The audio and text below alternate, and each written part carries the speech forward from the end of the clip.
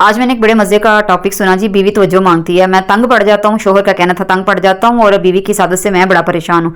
तो भाई आपसे डॉलर तो नहीं मांग रही, या आपसे पोर्शे गाड़ी तो नहीं मांग रही, या आपसे कोई बंगला तो नहीं मांग रही, आपसे तवज्जो ही मांग रही है ना। तो किससे मांगे वो? जब आपके वो पल्ले नहीं बंदी थी तो वो जाहिर है अपने बाप की लाडली थी, बाप से तवज्जो लेती होगी, माँ से लेती होगी, बहन भाइयों से लेती होगी, उसका स्कूल का कॉलेज का कोई हल्का बाब होता होगा, कोई कजन कोई दोस्तें होती होंगी जिनके साथ उसका टाइम गुजरता होगा। अब वो जो आप जैसों के पल्ले पड़ गई हुई है तो फिर आपसे तवज्जो भी ना मांगे तो फिर क्या गुआढ़ियों से जाकर मांगे? किससे मांगे वो?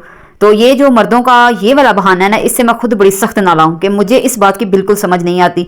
एक तो मुझे यही बात कि इन्होंने दीन नहीं पढ़ा हुआ, दीन बिल्कुल नहीं पढ़ा। दीन लड़कों को पढ़ाते क्या है दीन में, जो कि मोस्टली हमारे मतलब कि 60-70% है। मौलवियों को तो वैसे बेचारों को कहते हैं कहते हैं मौलवी ने, तो भाई वो अच्छे हैं, आपसे दीन तो कम से कम समझते हैं। अगर वो दीन समझ के रनमरीद बने पड़े हैं, मैं कहती हूँ तब भी वो अच्छे हैं। तो आप लोग जो ज्यादा मॉडर्न और ज्यादा प्रैक्टिकल हैं, तो आप तो दीन का दाल भी नहीं जानते हो। तो अगर जानते होते तो फिर नबी पाक सल्लल्लाहु अलैहि वसल्लम की सीरत मुबारक उठा के देख लें कि उसमें उन्होंने बीवियों के बारे में क्या कहा है। आप लोगों को बस अगर आपके अपने चोंचले नहीं थे ना अभी पूरे, अभी आपका बचपना, अभी आपके खेलने कूदने के दिन थे, तो फिर मैं फिर वही बात कहती हूँ, फिर मुसीबत क्या पड़ी है तुम लोग को शादियां करवाने की?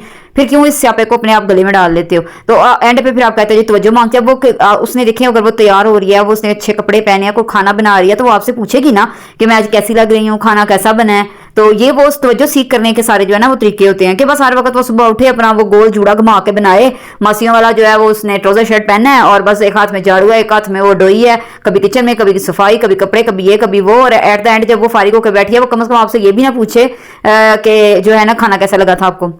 इधर में ही आपकी जो ईगो को वो हर्ट हो जाती है। अब इतना मुझे ये बात अजीब लगती है। देखिए आपके पास ना बड़े सेकंड ऑप्शंस होते हैं। आपके बच्चे नहीं हो रहे, बीवी के बच्चे नहीं ना हो रहे, तो कसूर बीवी का ही है। आपके पास सेकंड ऑप्शन है, चलो जी दूजा ब्याह कर लो। बीवी के साथ दिल नहीं लगता, बीवी अच्छी नहीं लग रही, तो ठीक है बाहर जाकर फिर चला लो। तो और नहीं बाहर जाकर फिर चलाने, फोनों पर चला लो, कुछ और कहीं दिल लगा लो, एवं ही अपना जो है वो टाइम पूरा करते रहो। आपके पास ये सारी ऑप्शन है, उसके पास ऐसी कोई ऑप्शन नहीं होती। जो नेक सुलझी हुई और सही असली नस्ली लड़कियां, उनके पास ऐसी कोई ऑप्शन नहीं होती। उनके सारी दुनिया घूम घुमा के आप पे खत्म हो रही है और आप है कि आप इसी बात पे मरे जा रहे हैं कि वो मुझे कहती है टेंशन दो, ये दो, वो दो।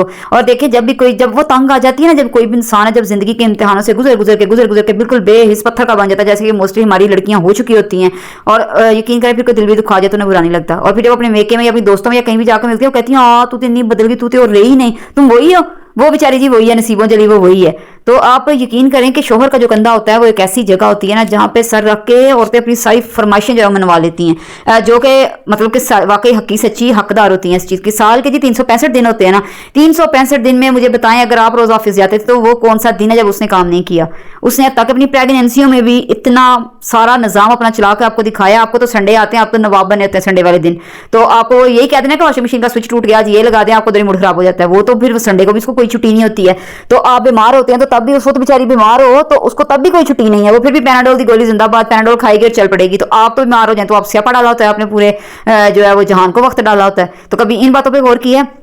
फिर आपको जब ये कभी ख्याल नहीं आया, जब भी मैं कहती हूँ जब मैं रेस्टोरेंट में कभी अपने हस्बैंड के साथ जाऊँ ना, बच्चे लेके जाऊँ, वो कहते हैं सारियां बुढ़ियां ये ना अपने हम दो को छुट्टी वाले दिन देख लो लेके आई हुई है, छुट्टी है ना तो आज सब ने घेरा डाला हुआ है लेके इनको बाहर आई हुई है। तो फिर वो मुझे बताएं वो कहाँ किसके साथ जाएं, कैसे जाएं? आपके तो प्रोग्राम दोस्तों के साथ बन गए, आप तो कहते हैं हम अपने दोस्तों के साथ जा रहे हैं, उसमें अलग ही मजा होता है, वो एक दिमाग रिलैक्स हो जाता है। तो फिर अल्लाह की पनाह जब आपका दिमाग ही दोस्तों के साथ रिलैक्स होता है तो फिर ठीक है ना।